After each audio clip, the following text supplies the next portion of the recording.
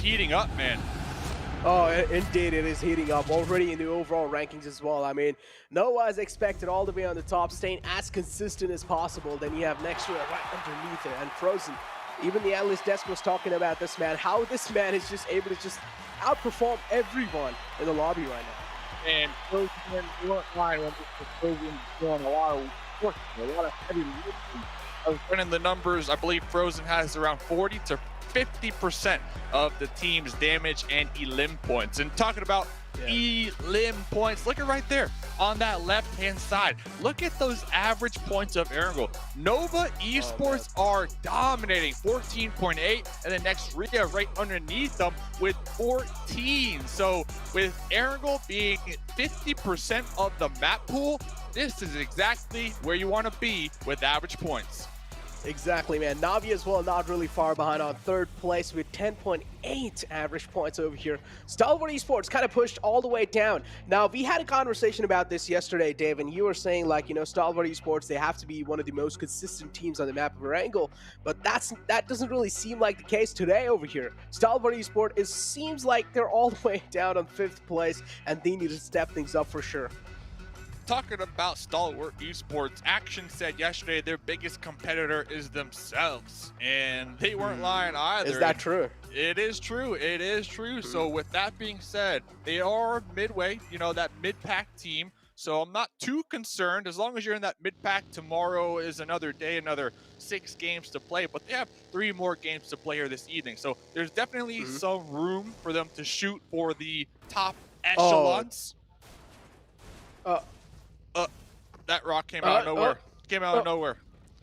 And talking about Enigma Galaxy, I mean, yesterday they got a ton of pretty solid positions when we're talking compounds to that mid to late game. So placement point wise, Enigma Galaxy, they have been slaying it in their own right, but elim points kind of lacking in that department. Yeah, definitely. They need to step up in elim points. Only 27 eliminations. It's kind of questionable without a doubt. Yeah, then you have Navi right above them with 51. Navi pretty much have the most elim points currently in the game, and they're looking really good with that. And if you talk about Navi, they have to be one of those teams that, I mean, you're seeing a huge improvement. If you compare them back in the league days, right, Dave? Yeah. How they played over there and now how they're playing the grand finals, it's like you're seeing a complete new Navi.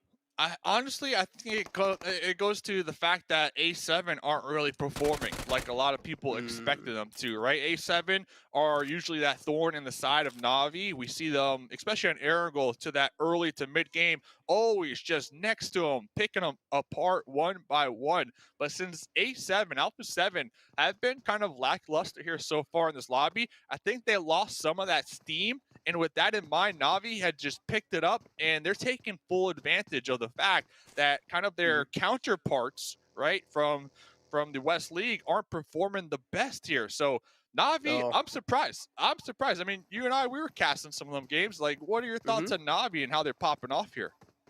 Dude, that's what I'm saying. Like, it's like I'm seeing a complete different Navi now. Before, in the league days, we saw Navi making those kind of late rotations, and those late rotations weren't really working out for them in the league days. And now over here, it's like you're seeing the proactive Navi. Navi, their presence of mind over here just seems like it's on next level right now. And if they just keep on playing the way they're playing right now, even the analyst desk mentioned, there's going to be no stopping. Navi, they will have to be in the top 2 somewhere down the line. They're in top 3 right now. A little bit more good, consistent points that can help them get in top 2 and pretty much in top 1 as well. But this is how things really looked like. A little bit of highlights from the previous match. Yeah, talking about not stopping. Order. Oh, man. Hey, did you see that little order flex, by the way, we just saw a second ago? Yeah. Like, bam, look at me. I'm here. I'm showing up. What, 8 elim points last game alone? Like, order is on fire. And ladies and gentlemen, talk about being on fire. Watch live and earn those rewards. The grand finals treasure box. Go unlock it inside the game. Ooh. Why not, you know? Free stuff. Just go get it, ladies and gentlemen. But yeah, if you talk about teams, how they're really kind of like the pressure, if you talk about that's building up on teams. As you mentioned, 50% is already done at the grand finals, and now the rest 50% is left. And day 2, coming inside day 2, I knew teams are going to be having nerves like rattling, right? They're going to be having their adrenaline just like pumping up. It's just going to be a complete nerve it's just going to be a complete nerve wreck. And this is what was expected without a doubt. Day 2 is one of the most important days. Day 2 is the day of comebacks as well. We were expecting some comebacks to happen. Yeah, Godlike, they got themselves in 12th place. Miramar game was pretty good for them. But just that one game isn't going to be enough, man. You need to perform a little bit more well in the upcoming games as well. Maybe this Erangel game is going to be a little bit of glimmer of hope. Honestly, I'm kind of on the page of Godlike slow and steady, and that's exactly what they've been doing today, trying to catch their bearings in the lobby. Because remember, they kind of got thrown in here. You know, they played BGIS, they did pretty well over there, and then they got the invite to play in this lobby. So not a lot of time to really practice and prepare themselves mentally. They got the gun skills. Everybody knows, Godlike, they got the gun skills. The one thing I have been seeing them kind of have issues with here so far have been the scouting and just their timing with going for those scouts and losing a couple squad mates along the way. I remember game 1, just unfortunate that they ended up piling into a compound at the same time. Another squad piled into that same compound. So just a little timing. I think if they can kind of tighten that up here, they could continue to slowly climb up that leaderboard here today. Yeah, if I'm not wrong, that was Dom1 Gaming as well, and it was a flawless squad wipe from Dom1 Gaming against Godlike. But yeah, as you mentioned, scouting definitely needs to be improved, and I'm pretty sure Godlike as well, somewhere down the line, they will realize the same thing, and they will try and adapt to how things are going to be looking like in the future. But another team, Stalwart Esports, we need to talk about them as well. It seems like in the day 2, I mean, yeah, decent outing, but again, Stalwart Esports, this is not what we expected coming inside the grand finals. I at least expected Stalwart Esports to be in the top 5, you know, in day 2. You got action and top, some of the best kind of tandem gunners in the game, in my opinion. You know, the teamwork, the synergy right there has just been on point every single time we get to tune in. And I know a couple people, you know, they're watching these teams kind of slide down these overall rankings. I'm still with it. Like, if you're in that mid pack, you are fine. Yes, you got Nova. Yes, you got Nextria just dominating. And even Navi, they're dominating. We can see them at the top. 100 points, a little bit above that. But I think if you're in that mid pack, you really set yourself up for success for tomorrow to really claim your spot on the overall leaderboard. Because after tonight, I guarantee you, all these teams are going to go back. They're going to review the footage, review the VODs, and come up with solid game plans. And I'll bring this up because part of one of these tactics that we've seen in multiple lobbies for these mid-pack teams is on the last day of a tournament, they kind of focus on, I don't want to say bullying, but taking advantage of these teams at the very bottom. Right? You got Fenerbahce, you got Furious. So these mid-pack teams, they have the potential to set themselves up for success if they try to take these early game fights with those bottom pack teams, because they're not feeling the best here. Yeah, they're indeed not feeling the best. Fenerbahce, even Seven Rolls mentioned this. They need to do something, man. They need to make a comeback happen all the way on the bottom of the leaderboards with only 33 points in hands. Not looking that great. At this point, you might as well just count them out from like the top place. But yeah, as you mentioned, the bottom teams can definitely be a really easy target in the final day. I wouldn't really say easy, surely, because if you want to take a 4-on-4 fight against even the bottom teams, there will be a couple of casualties even on your side. So you need to be ready for that all the time, unless if it's just like a flawless squad wipe and you just pull off some insane plays. Yeah, these bottom teams, man, they're the ones that really need to be stressing. And now that we are kind of officially at the halfway mark, these next 3 games are crucial for these bottom teams to try to make sure not to end in the bottom after today, because I guarantee you, if you are a bottom team after today, you will 1000% have that target painted on your back moving into tomorrow, especially because some teams at the top as well, not only the mid pack, but they're going to have a lot of points to work with. So they could play a lot more riskier because they have such a large point lead that, hey, if you miss out on a team fight, it doesn't work your favor, you can afford it compared to these bottom squads. So really curious to see for Rivals, Team Secret, Furious, Fenerbahce. I'm really curious to see how they tighten up here in these next coming games. Oh man, they definitely need to tighten up no matter what. And for Rivals, spotting out rotation of Dom1 Gaming. Took a couple of shots, but it's fine. No connections being found yet. It seems like Nextria as well in the front lines. They need to be a little cautious of that team. Because for Rivals as well, they're hurting. They're hurt.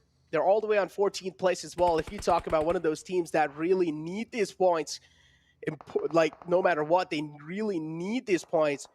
None of the games in the future, they can't just like let them go. They need each and every single consistent point as possible. And Fenerbahce seems like this time almost casualty on their side. And guess what? There will be. Logan spots a player out in the open, and he thought he might as well be behind the buggy. A little bit of miss spot there. No, I don't even think that was, I think that was intentional. Blow up that buggy, because now you know there's an enemy out there behind the hate bale. They can't move. They can't go anywhere. They are stuck. They are in an open field with no vehicle to work with. So it's really up to Noxbomb and the Dukin machine to open up this engagement here.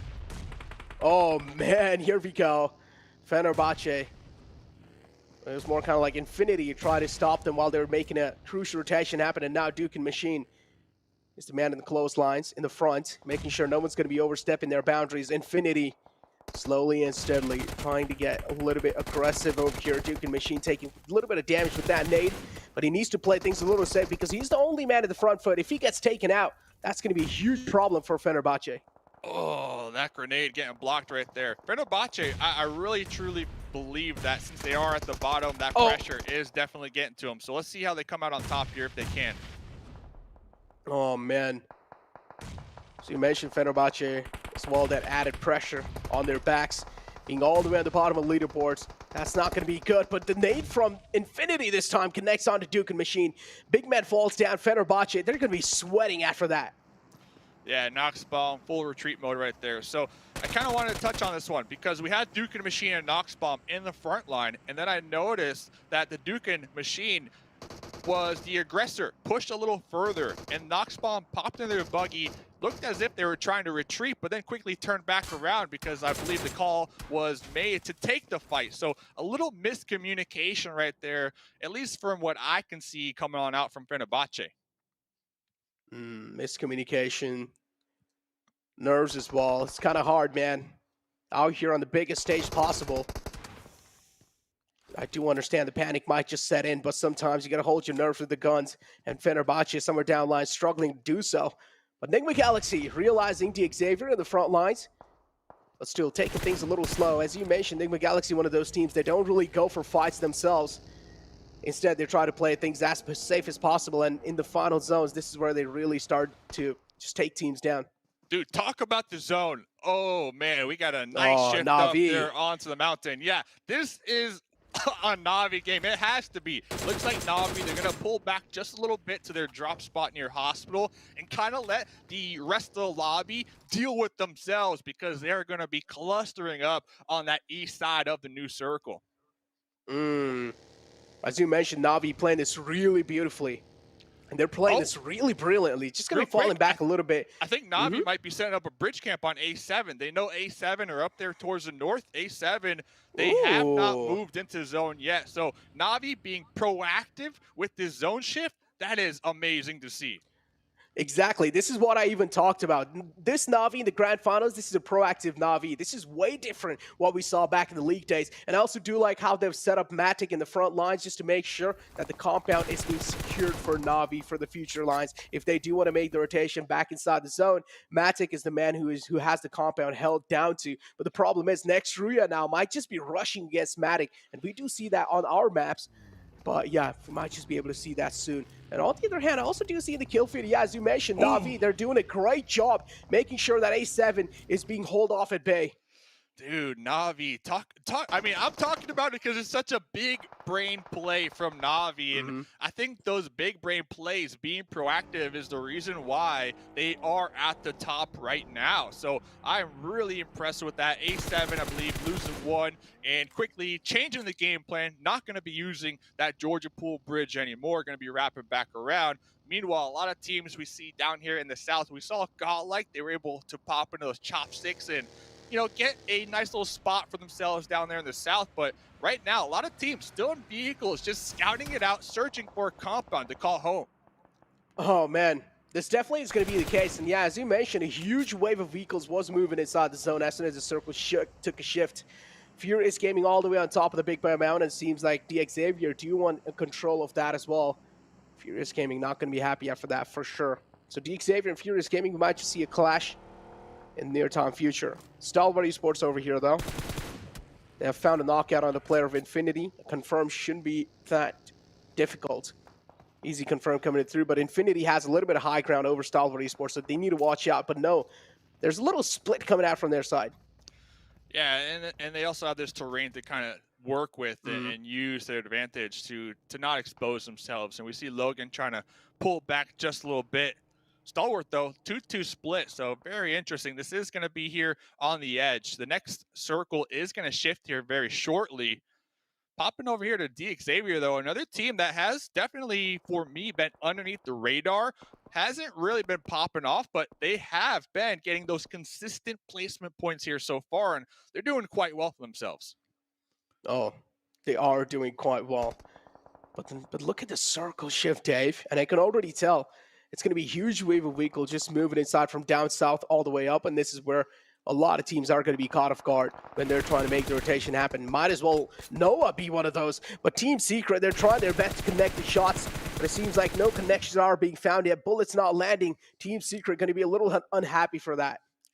Nova Esports just zooming on by right there, and the game awareness king looking for some additional loot, getting some additional sight lines there in that back seat, scouting it out with the 3-1 split here. And they do have two members of Na'Vi up there on the high ground. I don't think Na'Vi are going to be concentrating on them quite yet because Matic, we saw right there, was knocked down. So Nova, pretty solid position. This is like a little off center to the north too. They got a boulder, they got a small little dip to work with for cover if they need so. But look at this though, on the mountain. Oh, the grenades, they're ringing out. Oh, here we go. Finally, these two teams clash against each other. 4 rivals though instead. It seems like now it's 4 rivals who wants to go against Furious Gaming, and let's find out who's going to be the one to successfully take charge of this mountain, because it's going to be a huge high ground. If you're able to successfully take control, that's going to mean quite a lot for any of these teams. Furious Gaming, though, they've already found an opening. Man goes down from the side of 4 rivals. That's going to be a little bit of sign of worry for them. They're going for the res as well. I do like the play from their side, but the rest 2 players will need to make sure that they're providing as much as cover as possible. Yeah, Poppy Protro trying to make sure to hold down that off angle too so that they can't wrap around and catch him off guard. So Poppy Protro's position is crucial to the defend right now from Furious. And Furious pulling back a little bit behind these boulders, making sure not to get taken out by a grenade. Furious Gaming as well, playing things a little safe. Poppy Potro's position, I think so, has been finally compromised. Action as well, I do see in the kill feed somewhere down the line, taking a dig on Infinity. The fight still continues as Stalwart Esports. They're looking to take some players down for Infinity. Infinity out in the open. They don't have any of their shots. They're being shot at even from the front from Down One Gaming, and from the back it's Stalwart Esports. They're making it hurt. Ooh, yeah. Getting a couple elim points right here. Going to be holding down the south, but pulling right back to this fight. Poppy Protro, look at that. Looking to make a play with the UMP, knocking down one. Now you have to expect the full collapse from Furious to happen right now. Let's see. AKM up close and burst. Oh, no! Got him with the drop shot. Oh, there we go. The trades are there, though. So now it's a one-on-two situation, actually. Trigger's able to get Scream back up on his feet. Trigger still knocked out in the front 4 rivals. Both these teams are going to be equally sweating at this point in time. Trigger knocked out. That's not going to be a good sign for Furious Gaming. 4 rivals able to get all their players back up on their feet. Poppy Potro all the way in the back. At this point, it's pretty much a gone case for Poppy Potro. So 4 rivals will need to try and pull off an insane clutch. Scream all the way in the back. Needs to realize he's also taking a lot of damage from the Wall of Death. He is trying his best to move inside, but he's been spotted, and he's being hauled off outside the zone, and he gets taken out. 4 rivals just play this beautifully, but also a lot of damage being dealt onto themselves. Wow. Wow. What, 2 HP right there? 2 HP. Now, Silas Pew, though, you heard the gunshots, you saw the kill feed, you can only assume the mayhem that unfolded right above your head, but could not push up there because they're back completely exposed to DXavier. Oh, man. Back exposed, and here we go. DXavier, now they need to take care of another team. Getting shot right in the back. Fenerbahce, seems like that's going to be it for that team. And yes, next we're able to clean them up, yeah, easily. And now A7 and DXavier, these two go against each other. H2G as well. Silas, we do see him on the high ground, but I feel like he should try and play things a little safe in the position. Send a Texa, MK14. Letting that thing rip. Gonna be cooking this grenade, prepping this grenade. Let's see, tossing it. Could be money. Could be money. A7, they did lose one squad mate in the rotation, so they're down to just 3. Oh, they're down to just 3 and A7. As you mentioned, he's looking to connect that nade. Finally, DXavier being found. Got him. Being taken out the game. DXavier, though, still, they only got only 1 point from this game. Not going to be a happy bunch after that, for sure. But yeah, action being taken out from the side of Stalwart Esports. They do have the little Rich to work with. But the circle shift is what's going to be hurting them. If they do want to make it inside the zone, Down One Gaming right in the front. They are going to rain down a couple of bullets, just hoping that maybe a few will connect. Look at that crate too. What a bait crate. You know for a fact, Damwon Gaming, they're looking out their window. You can't get that. You can't get that. But that level 3 gear, oh man, it has to be so juicy right here, especially late into the game. They do have 4 up. And I was actually talking to the team before today. They said that they want to play better and think faster. So I'm really curious to see what that means here with 4 up. They do have the South. They got 2 little sneaky snakes trying to crawl up right behind them. Play better, think faster. True. 2 snakes to Stalwart Esports. And then you have right next to them Team Secret as well, kind of spread out. I do like it's a 3-1 split coming out from the side of Team Secret. That's a good split, but again, if the circle moves away from them, that's going to be a little problem from Team Secret. Na'Vi on a move. You realize finally the next zone might just be a little difficult to get in. Nova spotting out the rotation of Na'Vi. Did try to take a couple of shots, and Na'Vi and A7. Here we go again. This reminds me of League days. Yeah, come on, King. Let the teams fight. But King out here trying to capitalize on their shack, trying to third party. Let Na'Vi and A7 fight, man. They got a rivalry going back at least a year. But King putting in a lot of work, pretty much putting a stop to the Na'Vi wraparound onto Alpha 7 that they had going on. Oh, man, kind of helping out A7 there unknowingly. Kitsune now the only man left alive in the front. He's so low as well. Doesn't have the HP to support him. Dave. Na'Vi. Tables have turned indeed. Kitsune able to patch himself back up, but that's not going to be enough. Nova, they had a great positioning, but they still need to make it inside the zone. So for them, even for them, things are going to be looking quite dicey in the future. But Na'Vi being eliminated in 10th place. Yeah, I'm looking at 4 rivals too. They need to make up their mind. Do they want to take out A7 beneath them or run downhill, reposition to the next zone that Team Secret are currently holding down out there on that east side? 4 rivals though, they did clutch it out a couple moments ago, but it looks like they might be losing that window of opportunity. As I say that, nice little spray down with the Scar. Oh, come on. These are shots. These are points all day. You need to get these. Oh, got him for sure. There we go. The Winkle Explosion's going to do it. 2 players knocked out. Revo the only man left alive all the way in the back.